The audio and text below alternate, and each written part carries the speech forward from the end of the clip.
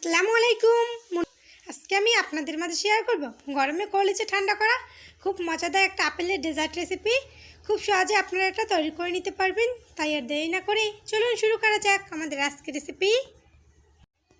এখানে আমি দুইটা আপেল নিয়েছি, ঘরে দুটো আপেল ছিল, সেটা দিয়ে আজকে আমি এই ডেজার্টটা তৈরি করে দেখাবো। প্রথমে আপেলের খোসাটা ফেলে নিতে হবে। আমি একটা পিলারের সাহায্যে আপেলের খোসাটা ফেলে দিচ্ছি। আপেলের খোসাটা থাকলে দেখতে সুন্দর লাগবে না, তার জন্য আমি আপেলের খোসাটা ফেলে দিচ্ছি। আপনারা চাইলে আপেলের খোসা রেখে দিতে পারেন।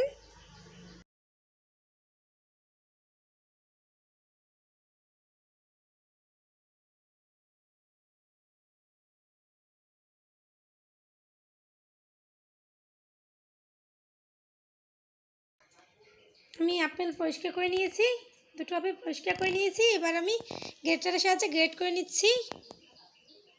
সাবধানে গ্রেট করে নেবেন, তা নাহলে হাতে লেগে যেতে পারে।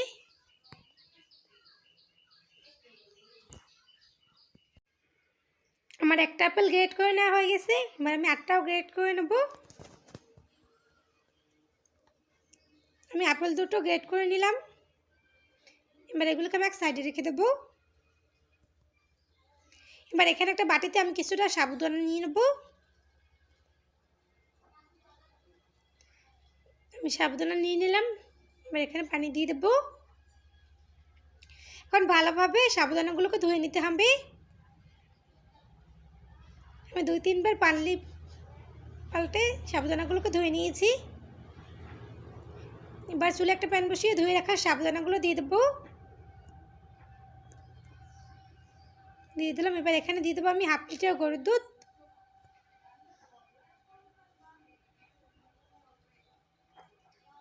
এবার পরিমাণ মতো চিনি দিয়ে দিলাম। এখন ভালোভাবে নেড়ে চেড়ে কিছুক্ষণ জাল করে নেব। এবার এখানে আমি 1 প্যাকেট গুঁড়ো দুধ দিয়ে দেবো। গুঁড়ো দুধ দিয়ে দিলাম। এখন ভালোভাবে নেড়ে চেড়ে কিছুক্ষণ জাল করে নেব।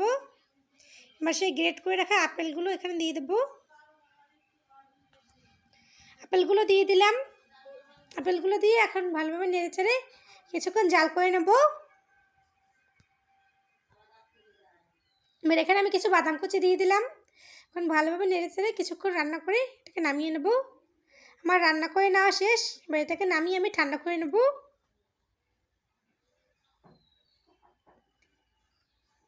আমি নামিয়ে কিছুক্ষণ ঠান্ডা করে নিয়েছি। এবার এগুলোকে আমি পরিবেশন করে নেব। এখানে আমি 3টা গ্লাস নিয়েছি, এবার এর ভিতরে আমি পরিবেশন করে নেব।